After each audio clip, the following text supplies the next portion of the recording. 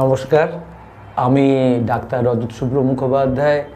যেমন আপনাদের কাছে আমি আমাদের বাচ্চাদের বিভিন্ন টপিক নিয়ে দীর্ঘদিন আলোচনা করছি, আজকেও আমি চলে এসেছি কয়েকটা ইম্পর্টেন্ট বিষয় বলবো বলে। তার মধ্যে একটা হলো border line personality disorder, BPD. এটা খুব কমন এবং খুব ইম্পর্টেন্ট একটা জিনিস, বর্ডার লাইন পার্সোনালিটি ডিসঅর্ডার। এই বিপিডি যে পেশেন্টরা, ছোট শুধু নয় বড়দেরও এটা ভাবতে হবে এই ধরনের পেশেন্ট আছে কিনা, ফ্যামিলিতে কেউ আছে কিনা। এদের টিপিক্যাল কতগুলো পিকচার আছে যে নর্মালি তাকে একদম নর্মাল মানুষ মনে হবে, ভালো থাকলে, ঠান্ডা থাকলে, শান্ত থাকলে ছেলেটাকে একদম শান্ত ছেলে মনে হবে।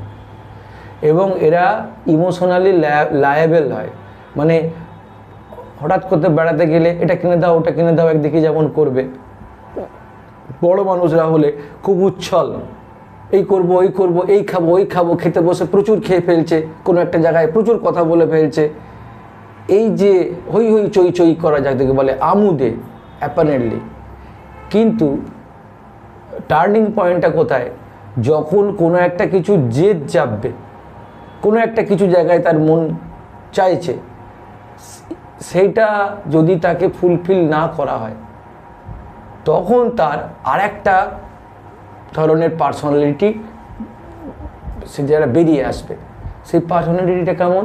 সে অ্যাডাপ্ট করতে পারছে না। সে তখন দেখা যাবে প্রচণ্ড রেগে যাচ্ছে, ভাঙচুর করছে, এটা ভাঙছে ওটা ভাঙছে। তখন তাকে না এক যে হাসি খুশি যে একটা ব্যক্তিত্ব ছিল, কি একটা বাচ্চা ছিল, সেই বাচ্চাটাকে আর এই বাচ্চাটার সঙ্গে মেলানো যাচ্ছে না। যদি তার ডিজায়ারটা ফুলফিল না হয়, সে মানিয়ে নিতে পারছে না নিজের ব্রেনের মধ্যে যে ঠিক আছে এটা পরে হবে। এইটা হচ্ছে ঘরের লোককে দেখতে হবে যে এই যে রেগে গেলে ভয়ঙ্কর রেগে যাচ্ছে, একে মারছে, মাকে মারছে, বাবাকে মারছে, এটা ভেঙে ফেলছে ওটা ভেঙে ফেলছে।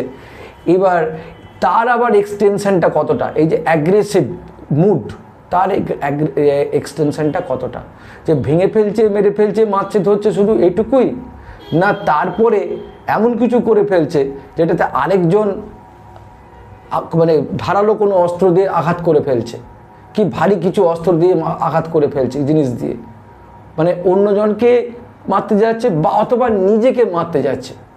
এবং এর আর একটা এক্সটেনশন কত, অন্যজনকে অ্যাকচুয়াল মানে যেটাকে আমরা বলি যে হোমিসাইডাল, অন্য লোককে মেরে ফেলতে যাচ্ছে কিনা। আর একটা হচ্ছে সুইসাইডাল, নিজেকে মেরে ফেলতে যাচ্ছে কিনা।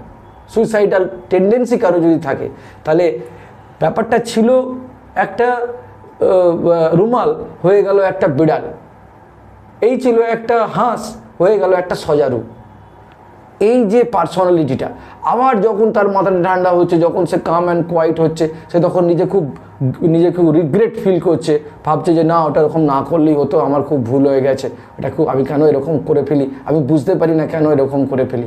বড় মানুষ হলে এটা বলবে।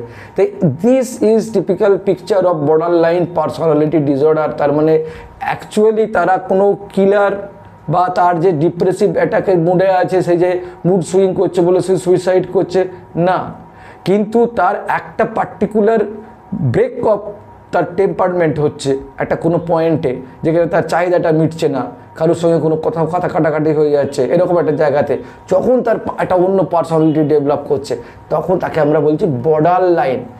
কি দরকার এই সময়? ফার্স্ট তার যে সাইকোলজিক্যাল কাউন্সিলিং, এর একদম দি ট্রিটমেন্ট হচ্ছে সাইকোলজিক্যাল কাউন্সিলিং। ওষুধ দিয়ে একে খুব ভালো চিকিৎসা করা যায় না। সুইসাইডিয়াল, কারণ এ তো কখন হবে, এ তো ডিপ্রেশনের রোগী নয়, এ তো অ্যাংজাইটির রোগী নয়, আদারওয়াইজ সে তো নর্মাল। কখন তার ব্যাপারটা অ্যাটাক হবে কেউ জানে না।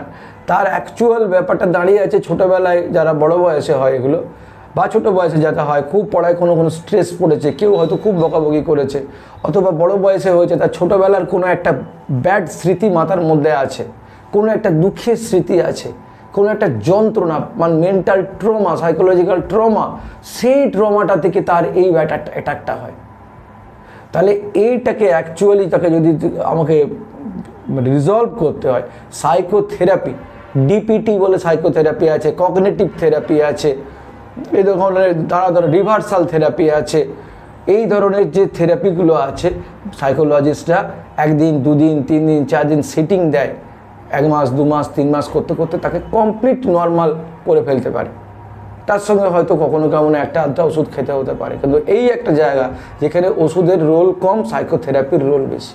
তাহলে এইটা আপনাদেরকে জানতে হবে, কারণ আপনার ঘরেতেই আপনার স্বামী অথবা আপনারা স্ত্রী, মা অথবা বাবা, বাচ্চা কেউ হয়তো কোথাও, কারণ এটা খুব কমন আমাদের সমাজে, সাফার করছে অথচ জানে না যে কেন এরকম হচ্ছে, সংসারে খিটিমিটি লেগেই আছে, যখন এই ঘটনাটা ঘটছে ওটা ফ্যামিলি সেটা নিয়ে সাফার করছে। কিন্তু যদি ওই এক্সট্রিম এজে চলে যায়, যে সুইসাইডিয়াল স্টেজে বা হোমিসাইডিয়াল, কাউকে মারতে যাচ্ছে জায়গায় চলে যায়, তাকে ইমিডিয়েট ট্রিটমেন্ট যদি না করানো হয়, সাইকিয়াট্রির কাছ সঙ্গে যোগাযোগ করানো হয়, তাহলে সমূহ বিপদ হয়ে যাবে। তাহলে এই পার্টটা বোঝা গেল। সাইকোথেরাপি কি আছে বোঝা গেল। প্রথমে দেখতে হয় তার মেন্টাল কোশেন্ট কত, মেন্টাল তার ক্যাপাবিলিটির কতটা, সে স্বাভাবিক আছে, কতটা অস্বাভাবিক। তাহলে মেন্টাল ব্যাপারটাকে মেজার করা হয়, তারপর সাইকোলজিক্যাল কাউন্সিলিংটা করা হয়। তাহলে এইটা সাইকিয়াট্রিস্টদের কাজ। সাইকিয়াট্রিস্টরা এইভাবেই চিকিৎসা করতে বলেন। এইটা আপনাদের কাছে আমি তুলে ধরলাম, কারণ বাচ্চাদের ক্ষেত্রেও এটা এখন খুব prevalent, BPD, border line personality disorder. এবং যদি এ সম্পর্কে কোনো কিছু জানার থাকে, যদি সাইকোথেরাপির দরকার হয়, আমাদের নাম্বার আমরা এই ওপরে দিয়ে রাখছি, আপনারা অবশ্যই যোগাযোগ করবেন। চাইল্ড হেলথ কেয়ারে দীর্ঘদিন ধরে আমরা এই ধরনের চিকিৎসা করে যাচ্ছি। Thank you.